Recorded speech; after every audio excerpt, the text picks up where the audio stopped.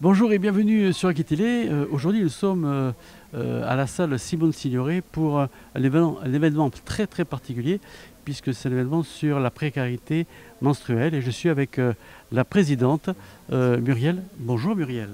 Madame la présidente, racontez-moi un peu ce qui se passe cet après-midi ici à Senon, salle Simone Signoret. Alors, salle Simone Signoret, cet après-midi à Senon, il y a une journée organisée par Eau de Radio, qui est un partenaire de la mission locale des Hauts-de-Garonne, dont je suis directrice, mais je suis aussi présidente de MPEA, qui, par rapport à la précarité menstruelle, dans le cadre de la semaine consacrée à ça, qui a donc organisé cette journée. Et dans le cadre d'un partenariat fort avec cette radio, on a demandé à des jeunes qui sont sur l'association Ma Petite Entreprise en Aquitaine. Ma Petite Entreprise en Aquitaine, c'est une association où les jeunes en fait investissent, font des prestations de services, etc. pour logiquement au départ c'était pour récupérer l'argent sous forme de bourse et ils sont aussi membres de l'association puisque c'est un jeune qui est vice-président, ça c'est excessivement important.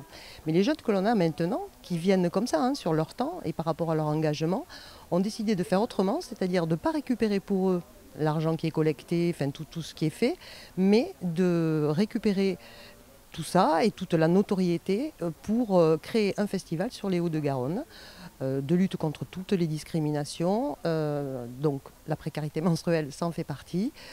La mise en avant aussi d'auteurs et d'acteurs, d'artistes locaux.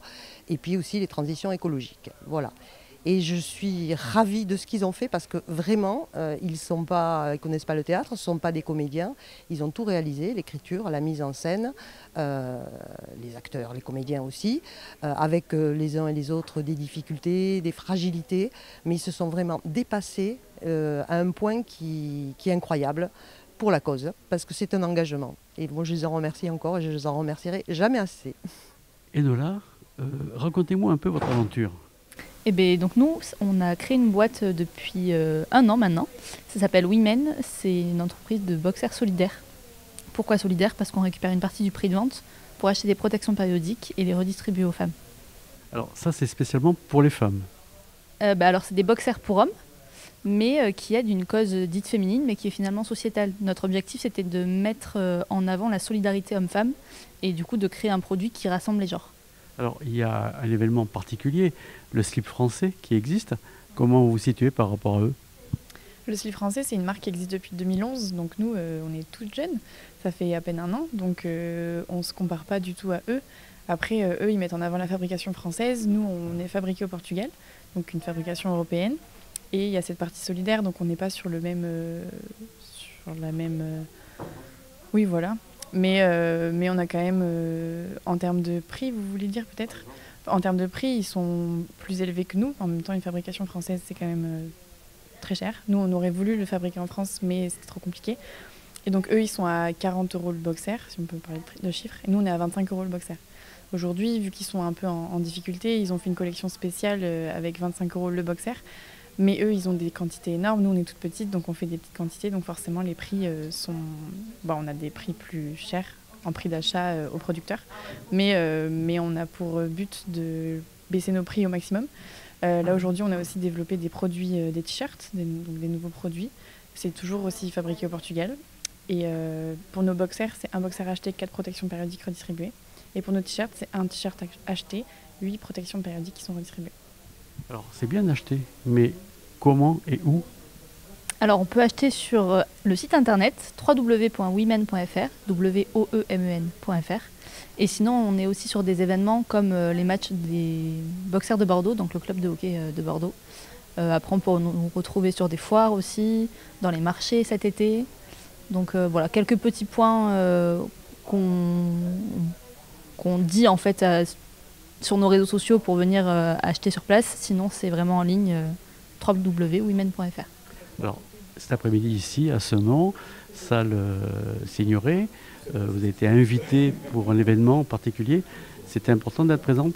Oui, c'était important pour mettre en avant notre cause. Déjà, pourquoi on a décidé de créer une marque qui lutte contre la précarité menstruelle.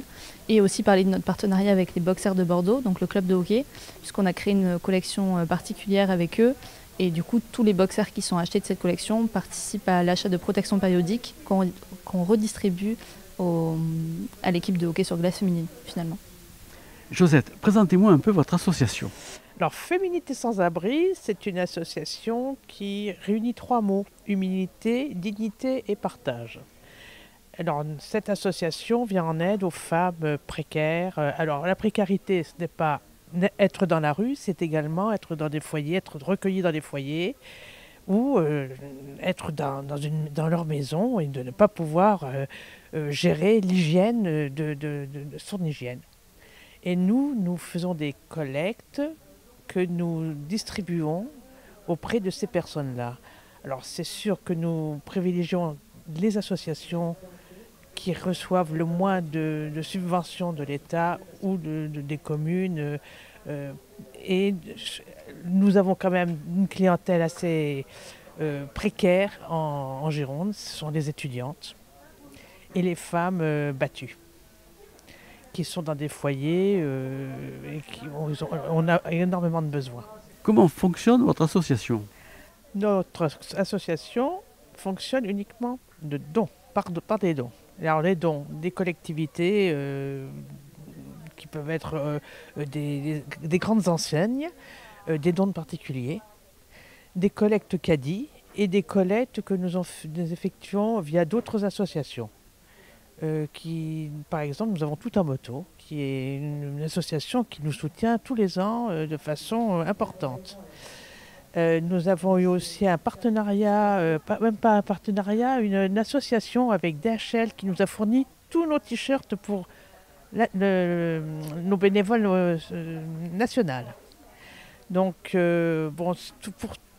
on a besoin d'eux. On a besoin d'eux et on a besoin aussi de mécénat, voilà. On cherche aussi à s'étendre, donc on recherche aussi des bénévoles. Comment on fait pour vous joindre? Alors on nous trouve sur la page Facebook et sur Internet, qui est assez facile d'accès et où tous les points de collecte, nous avons des magasins également dans Bordeaux, qui nous collectent des produits et que nous allons récupérer, que nous trions dès que leur réserve est pleine. Voilà. Jade, ici vous faites une exposition photo en plus d'être actrice. Racontez-moi votre histoire. Alors j'ai fait cette exposition photo en lien avec la précarité menstruelle. Justement pour Pierre de la mission locale, il m'en avait parlé, il m'avait dit ouais, on va faire un projet sur la précarité menstruelle et direct je lui ai proposé de faire une exposition photo et il a direct dit oui. Donc du coup on a fait une exposition photo qui regroupe que ça soit les kystes, parce que tout ce qui est maladie, etc., ça peut être un moment précaire. Aussi les moyens financiers, un homme qui va chercher des protections pour sa copine et qui se dit ouais, qu'est-ce que je prends, et qui regarde son porte-monnaie, ouais mais je peux pas prendre forcément. On a fait aussi en lien avec les SDF et moi j'ai une actrice qui m'est venue en tête directement, qui avait fait une interview et qui elle-même a été une personne sans abri et qui disait que même si on a nos règles en étant une personne dans cette situation-là, soit on vole, soit on utilise des papiers de journaux pour compenser. Alors, vous n'avez pas fait ça toute seule, vous avez fait avec votre collègue. Alors, racontez-moi, votre rôle, ça a été quoi dans cette aventure? On a réfléchi sur des situations. Donc, comme j'ai une cousine qui vient d'être transgenre, donc on a réfléchi sur pas mal de choses. Une amie qui a un handicap, donc tout ça, ça nous a donné pas mal d'idées. Du coup, à un moment donné, on s'est dit Jade a décidé de faire des petites séances de photos. Du coup, on s'est donné un plaisir immense pour aller en faire. Donc, vous voyez derrière une petite exposition. Il y en a aussi à côté. Du coup, là, on s'est dit qu'on allait exposer par rapport à cette journée.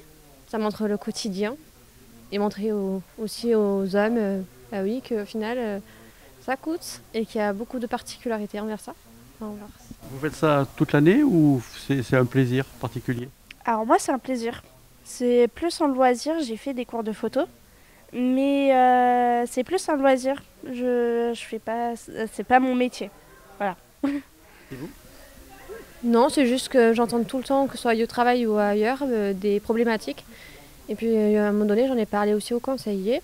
Et puis on s'est tous mis d'accord pour se dire que oui, effectivement, il faut faire des photos, il faut montrer les tabous. Il faut surtout les briser, quoi. C'est un peu le titre. Oui. Acteur né? Acteur né, ouais, c'est vrai que j'ai toujours eu tendance à être à l'aise quand je devais jouer un rôle, c'est vrai. Depuis tout petit en plus, on me l'a toujours dit. Donc je pense que je me dirais peut-être pas acteur né, mais c'est vrai que je suis plutôt à l'aise sur ça. Ça se voit. Oui, je pense aussi. Alors, dites-moi, comment vous êtes rentré dans cette aventure? Comment je suis rentré dans cette aventure? Un peu par hasard, vu que je suis inscrit à la mission locale de Bassins, je cherchais une activité à faire parmi les ateliers qu'ils avaient mis sur leur site.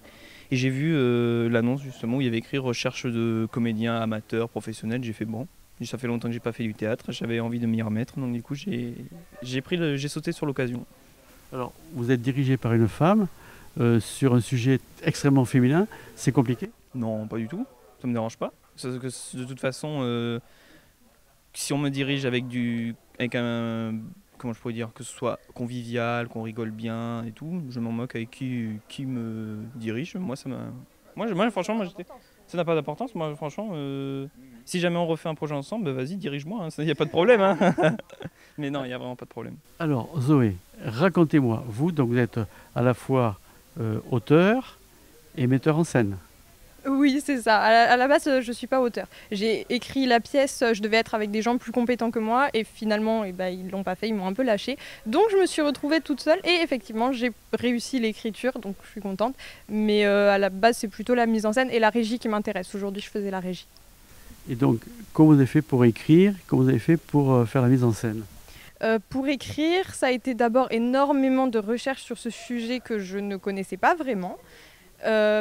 Et après, j'ai trouvé quels étaient les sujets qui feraient des bonnes scènes, tout ça. Et après, j'ai décidé d'écrire plutôt différentes petites scénettes plutôt qu'une grande histoire. Ça, c'était plutôt pour un problème de comédien. Je savais que c'était difficile de les avoir tous à chaque répétition, donc j'ai préféré faire des scénettes. Donc ça, c'est pour la partie écriture et je l'ai écrite vraiment de manière technique au début, puisque ma partie est plutôt la régie à la base.